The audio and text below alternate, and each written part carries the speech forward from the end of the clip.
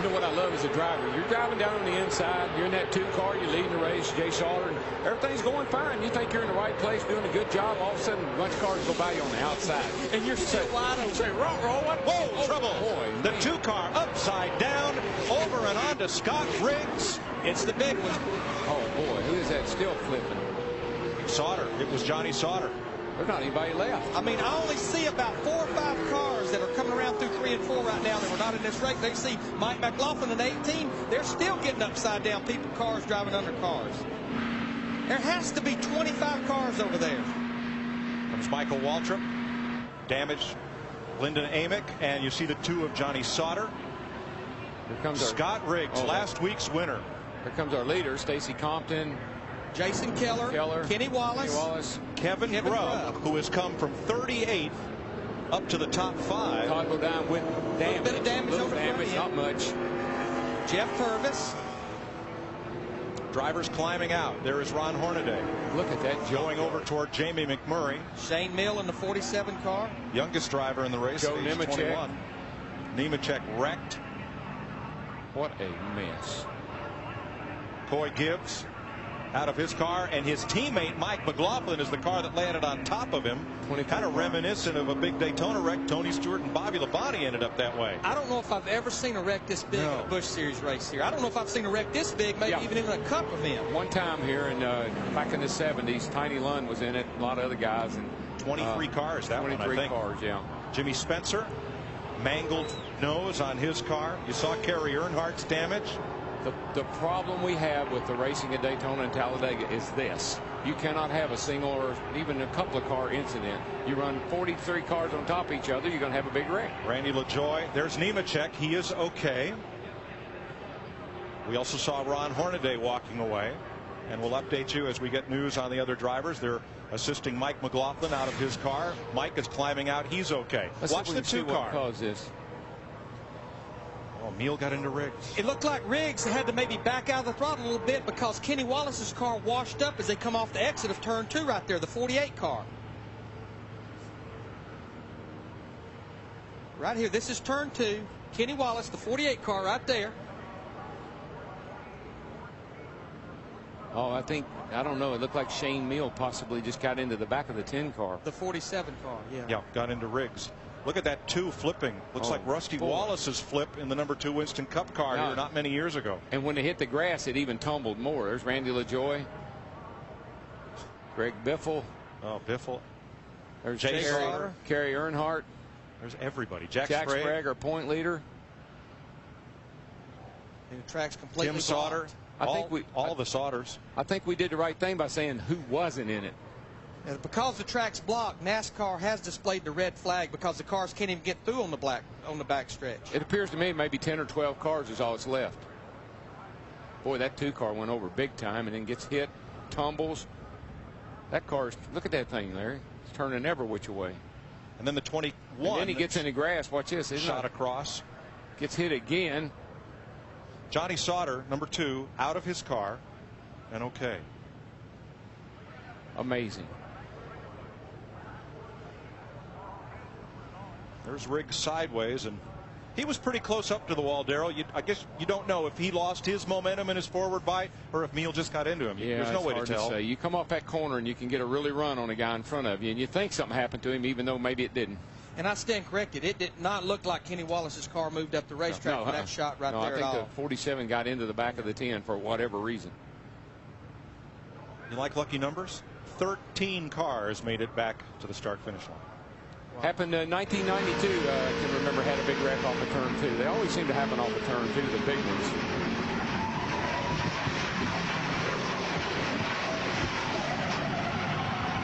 Wow. Looking out of Lyndon Amick's car.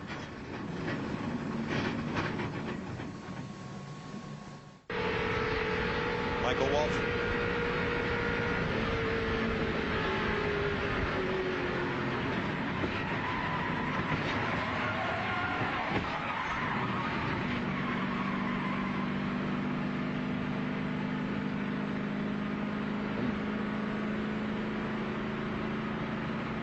Kenny Wallace.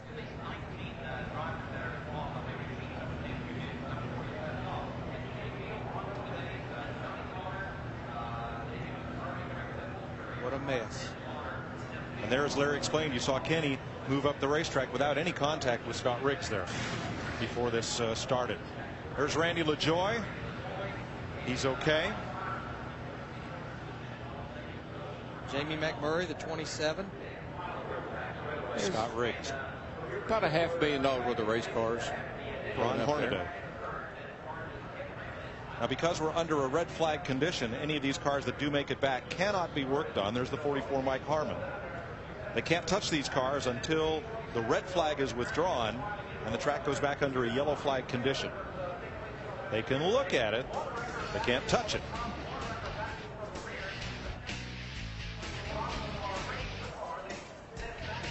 We're under a caution for a wreck on the back straightaway, triggered by Shane Meal's contact with Scott Riggs, and it ends up involving most of the field. We'll be right back.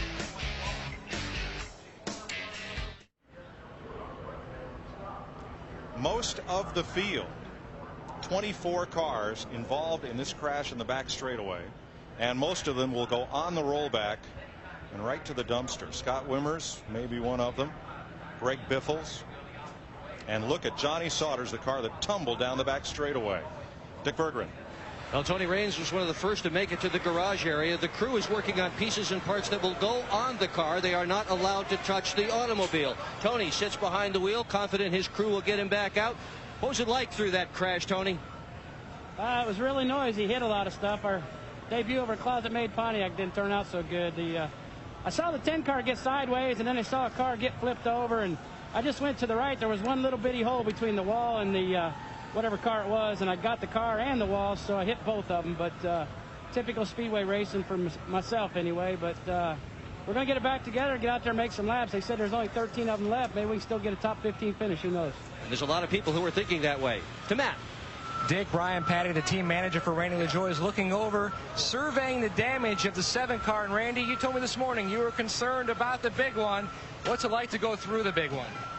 You know, I got to thank Nemco Evans Motorsports. You guys built a great race car. I thank my seat company. We bounced around out there like a pinball, but it was a pretty neat ride, really. But you just know your day's done for the Kleenex Winn-Dixie car. A couple guys up in the front got together and seen guys flipping, and one guy landed on the roof, and I just tried to hold it straight and hold the brakes. And hey, what can you do? This is restricted play racing.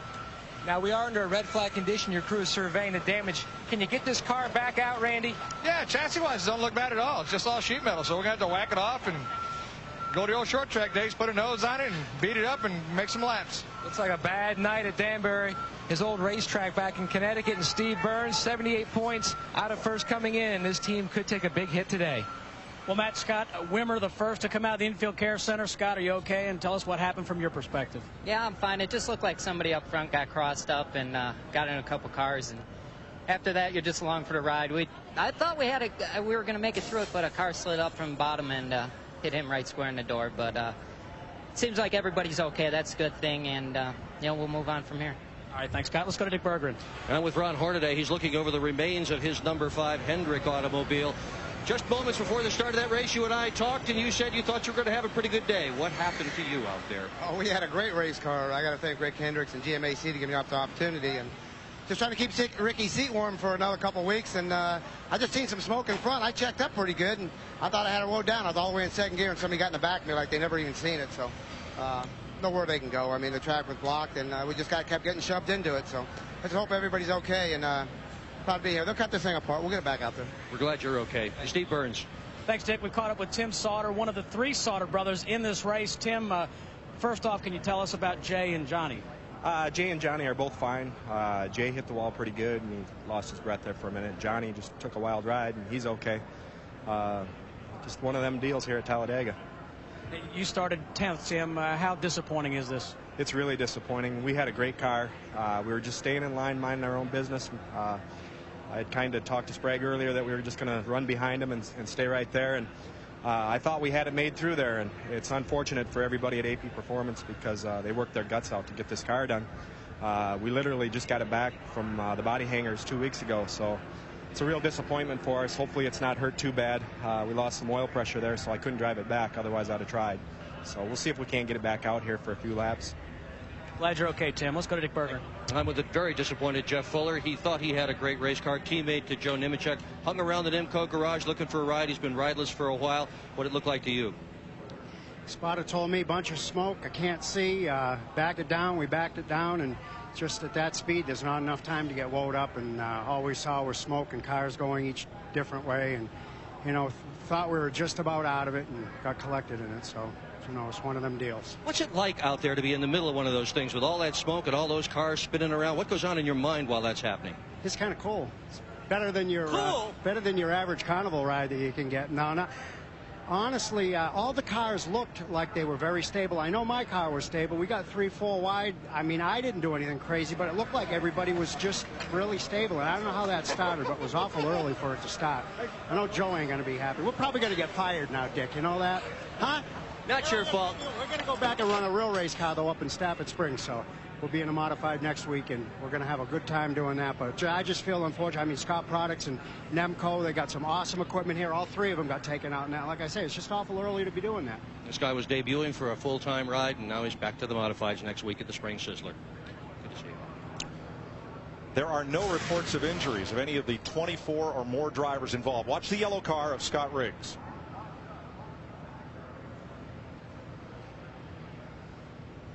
Well, it looks like he got up there, and I don't know if he got a little loose or if the car pushed, but you get the feeling maybe he come back out of the throttle just a little bit right there, and a little bit can mean someone can get into you from behind.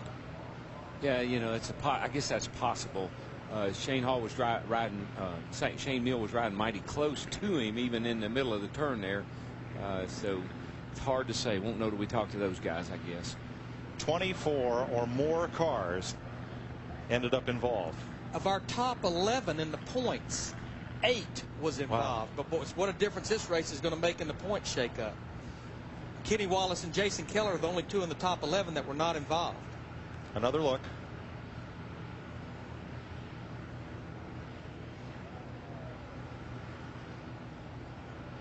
Boy, it happened so fast. You know, it's hard to tell if maybe somebody was into the back of Shane Neal when he got into Scott Riggs. The angles make it very difficult to tell. Oh, Neal hit the inside wall a ton. Man in front of you, big crash. Can't help it. There's too much smoke.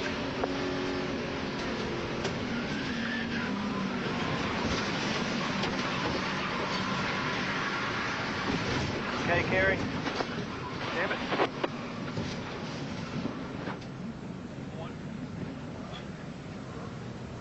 Kerry hit Jay Sauter and then Randy LaJoie from Hank Parker Jr. And just look how quickly you lose your vision. You have no idea what's in front of you. You go in there wondering, hoping. You're just looking, that's what the driver sees right there. Has no idea what's in front of him. He made it. He got stopped and made it through. Here are the cars involved in the crash. This is not the entire starting lineup, but it's 24 or more of them. We show 27 cars with damage. And again, there are no reports of any injuries. And we're 15 laps into the race. Got 102 laps to go. They have a minimum speed rule with so many of these cars going to try to make it back out missing sheet metal. I wonder if they'll waive that. We'll see when we come back.